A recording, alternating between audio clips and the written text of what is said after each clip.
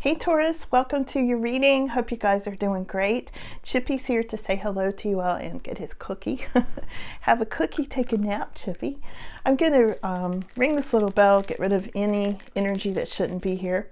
And I started the reading a second ago and realized my camera wasn't on, sorry.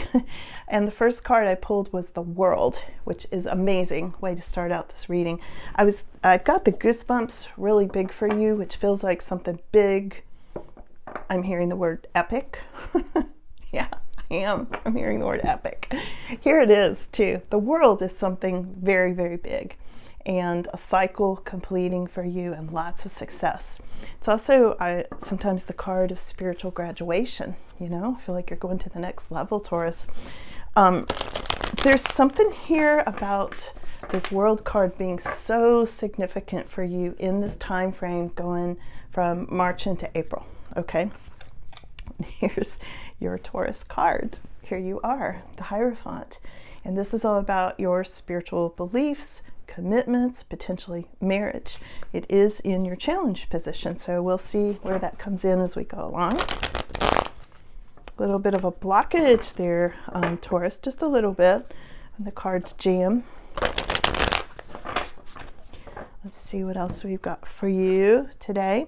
We have got the Tower. You might be thinking about something, the foundations of something. This represents foundations shaking. So we'll have to clarify that and see, excuse me, see where that goes for you. And underneath that, we have got the Empress card. Let's just make sure. I can't read the small print. This is the Empress card, Taurus, and this is very much about you bringing something to fruition. You know, these really, somebody's coming to visit you. My nose is itching. Somebody's coming, Taurus. You know, the Empress, and especially on this card, is very much pregnant. Okay, she's getting ready to give birth to, to give birth to a baby or an empire, or both. Okay, so this there's a big change here. There, you know, and this goes right along. All these go right along with this World card that I pulled first thing for you, Taurus. This is so like next level and graduation from something. You know, I feel like you've got this shaking up the foundations. Maybe something is feeling like, wow, if I do this new thing, if I give birth to whatever this new idea or project or whatever is, it might shake my foundations. You know, there's like a risk, a little bit of a risk factor, which is why it's coming up. But what's most significant is this World card for you. It's amazing. And the World, again, is success and a cycle ending and that sort of thing. So let's keep going, Taurus. Past influences. Past influences has to do with the Chariot. Polarities. It's interesting. A lot of people are getting these polarities at this time. This is, you know, polarities meaning opposing forces. You know, two things happening at once, pulling you in opposite directions, but still headed down the path to success really fast. I feel like you've already been there, done that, or you're in the process of it at this moment, like you're working on that.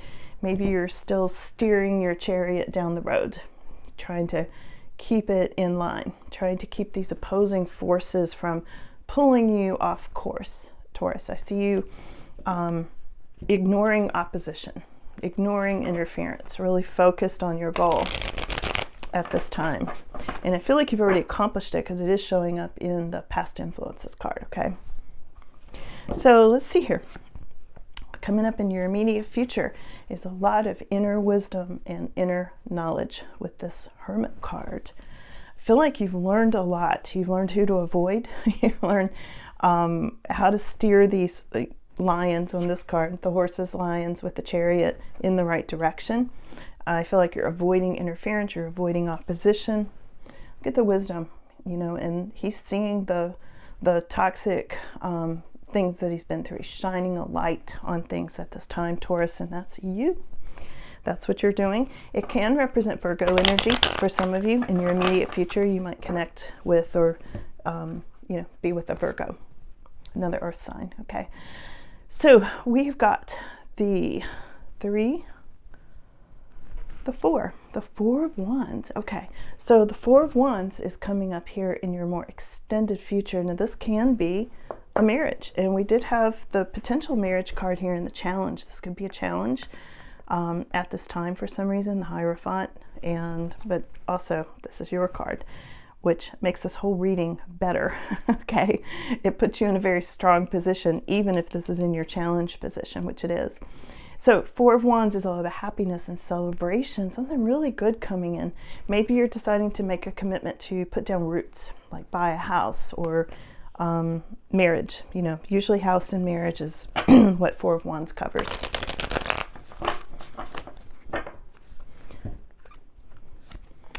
Other people are seeing you as winning, Taurus. Here is the Six of Wands. I told you this was epic. So this is something about boy, I tell you, these cards today, as they often are for Taurus, is like boom, boom, boom, all the way through this reading. I love this. So this is a victory, Taurus. Other people are seeing you as winning at this time, okay? I'm going to do the deep dive here in a minute and get you more details, okay? So hang on for the clarification. That was me, not a blockage. These cards are new. They're a little difficult to shuffle. Now, in your hopes and fears, I think you're afraid something might look too good to be true. Here's the Moon card in your hopes and fears position. You're like, do I want to do it or not? Is it too good to be true? Is it just enchantment or is it real? And your final outcome is so good, Taurus. I knew this was going to be such an epic reading. Here it is, Nine of Cups. Nine of Cups, getting your wish. That's what this is, wish fulfillment card. Sometimes this does mean marrying the person that you most want to marry, but it can also, because it's a Cups card, so it does represent sometimes emotions and relationships, right? As does Four of Wands. Yeah, this does seem to be the only Cups card you got, but it is the final outcome. So we started out with a cycle completing and we ended up with wish fulfillment, okay? And there's a lot of good stuff in between. This is so good. So let me go back and do some clarification and whew, this is great, Taurus. I'm really happy to see this reading for you. I'm going to just switch my sign over from Sagittarius to Taurus right now, okay? Can I be an honorary member of the Bull Gang? Okay, so let's clarify this World card for you. Clarified by Judgment. I get this card so often for Taurus. It is the card with angels, and it's about rebirth. Both of these cards are about finishing a cycle, rebirth, like you're going to a new level, totally new level. For a smaller portion of you, this could have something to do with something legal, but I feel like this is more you, your energy, you know, like going through a personal rebirth and a major life change. So we're clarifying, why is the Hierophant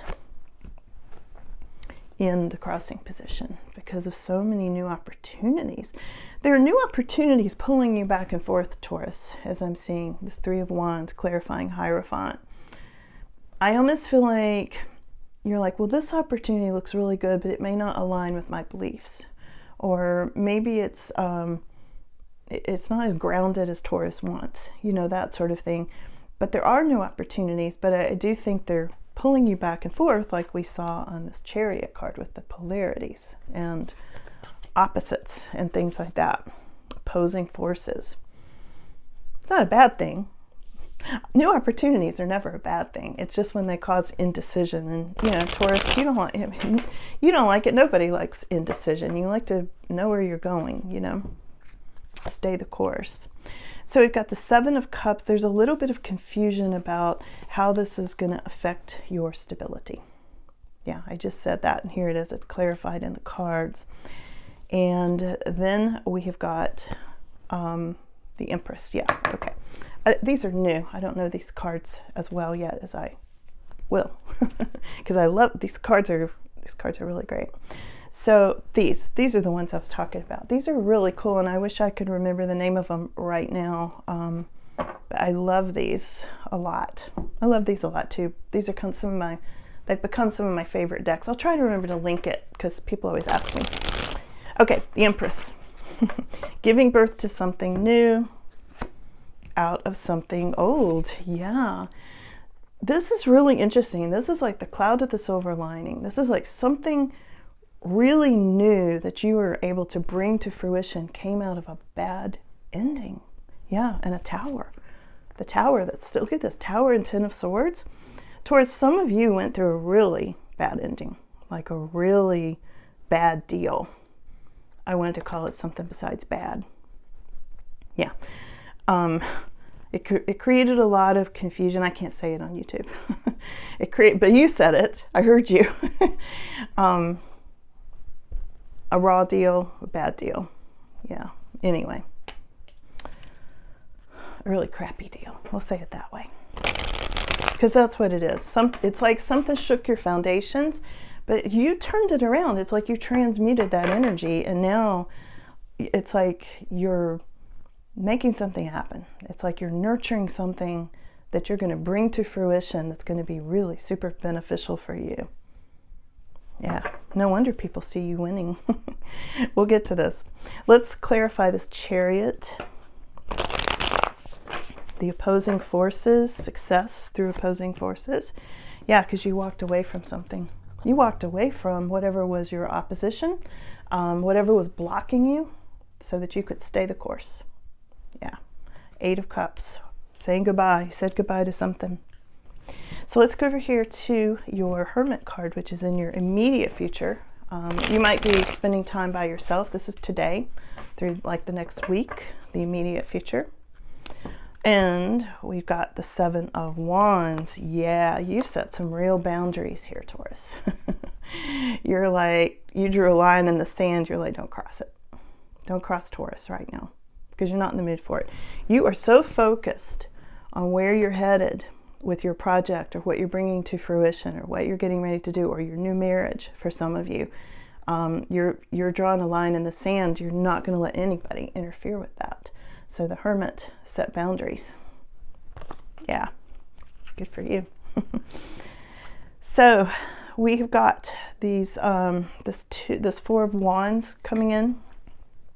Four of Wands, potentially a marriage card or buying a new home.